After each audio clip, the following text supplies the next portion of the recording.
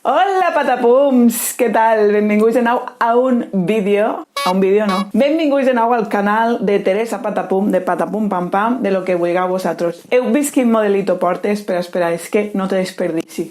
Omitiu les arrugues, val? És que és l'espai sideral, és molt còsmic, és molt de bruixeta, de com vinc disfressar avui. Disfressar no era la intenció d'este vestit, perquè este vestit me'l vaig comprar per a una boda de les 1.200 que he tingut este mes. Però em vaig flipar, sí, me vaig al·lucinar, dic, quin tratge, ho vaig a petar, va a ser divino, és un disfraç. I ja està! Mira, de lujo, per a fer el vídeo del top 5, número 2, de versions de bandes sonores originals per a Halloween.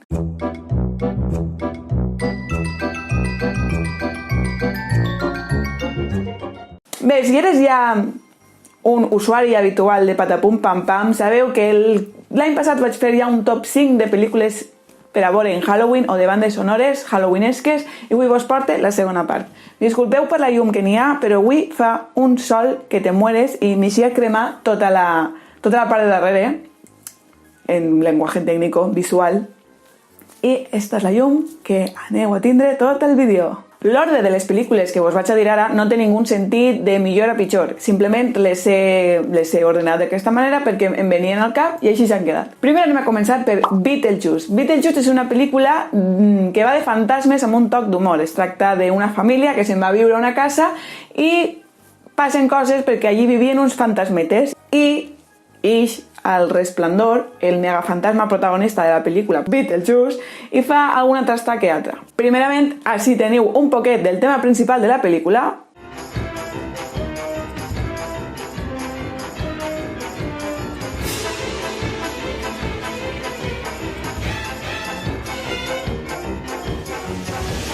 I així teniu l'escena meua preferida, que és quan els pares de la protagonista estan de sopar amb els amics en la casa nova en la que s'han traslladat i, bueno, els fantasmetes fan de les seues. Are you doing Work this? all night and a drink a rum.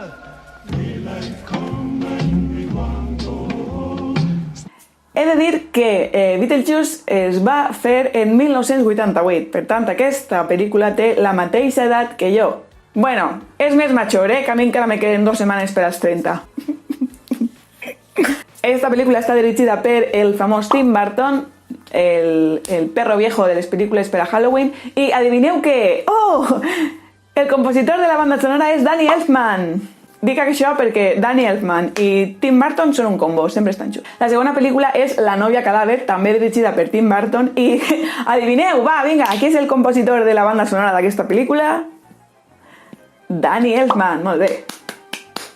Bueno, La novia cadàver, jo tenia unes expectatives molt altes per a veure aquesta pel·lícula perquè jo sóc molt fan de Pesadilla antes de Navidad, és una de les meves pel·lícules preferides i pensava que anava a veure el mateix. Però me va decebre una miqueta perquè sí, està tot molt ben fet, l'animació és de la mateixa tècnica, però crec que ja han ficat algun arreglo digital que perd un poquet l'essència. Però no passa res perquè crec que van guanyar en 2005 l'Oscar a la millor pel·lícula d'animació.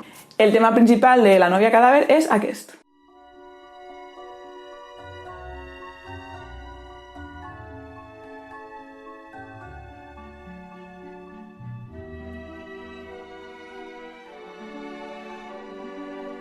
Continuem amb la pel·lícula de Los mundos de Coraline o Coraline. Aquesta pel·lícula està dirigida per Henry Selick i es va inspirar en un conte es va inspirar de la novel·la de Neil Gaiman de 2002. La banda sonora la porta Bruno Colais, no sé si ho he pronunciat bé perquè és francès, autor també de la banda sonora de Los chicos del coro, que crec que se mereix en este espai de Patapumer un vídeo exclusivament per a parlar de Los chicos del coro perquè és una pel·lícula preciosa, que t'arriba a la potatoe, al corazao, a tots els llocs.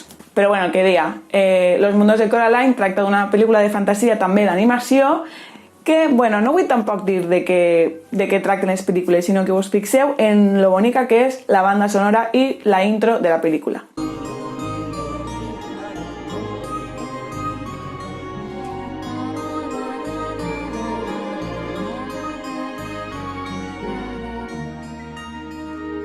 Continuem amb una de les meves pel·lícules preferides ever, la tinc en DVD i es tracta de Dentro del laberinto o Labyrinth en anglès. Dentro del laberinto està dirigida per Jim Henson, crec que era, i la banda sonora per Trevor Jones i David Bowie. Sí, David Bowie és també encarregat de la banda sonora d'aquesta pel·lícula i també actua. I contant-vos així un poquet per damunt, Dentro del laberinto tracta de la protagonista Sara, que és una adolescent que no li ha sentat molt bé que sa mare hagi refet la seva vida, i ella, tota adolescent, tota que gossera de vida, decideix demanar un desig, i és que ja estava cansadeta del seu germà i que hasta luego, Mari Carmen. I què passa? Que arriba la nit i el seu germà desapareix. Doncs li toca a Sara anar per mons plens de personatges fantàstics i averiguar què ha passat amb el seu pobre germanet, que en el fons l'estima un montón. I així un temazo de la pel·lícula que me encanta, de Dentro del laberinto. And baby said, dance, magic, dance, magic, dance, dance, magic, dance. I per acabar, la pel·lícula de les pel·lícules de la meva infantesa, que és Casper. Qui no coneix aquesta pel·lícula? Casper està dirigida per Brad Silberling i la banda sonora va de la mà d'un compositor molt conegut en les bandes sonores originals de pel·lícules, que és James Horner, que també és autor de pel·lícules de les bandes sonores de pel·lícules com Jumanji i Troia. Doncs Casper tracta també de fantasmes i de cases encantades, d'acord? Un pare científic i la seva filla se'n van a viure a una casa que té fantasmes. I crec que va ser la pel·lícula en què vaig tenir el primer crush de tota la meva vida, i és que passa una cosa i al final de la pel·lícula es veu un personatge que al meu pareixer, quan jo era xicoteta i tenia els meus estàndards de bellesa i també de l'època, que fa molt, el pelo casolita, jo estava enamoradeta de Casper. I també he de dir que la banda sonora no té ningú desperdici i és preciosa.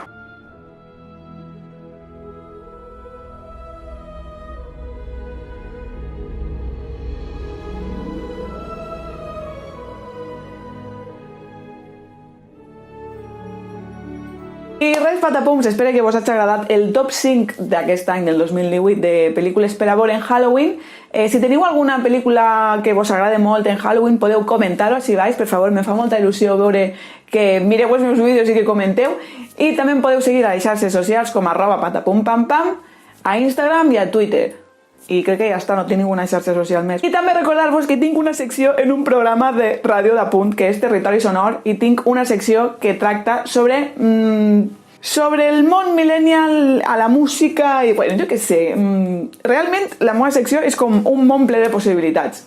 Així que vos convide a escoltar Territori Sonor, que està molt bé, que és un programón, i també la meva secció cada tercer dijous de mes, que ja s'ha estrenat, per cert, vos deixo el link baix per si voleu escoltar-lo. I no res, patapums, ens veiem en el pròxim vídeo. Adeu!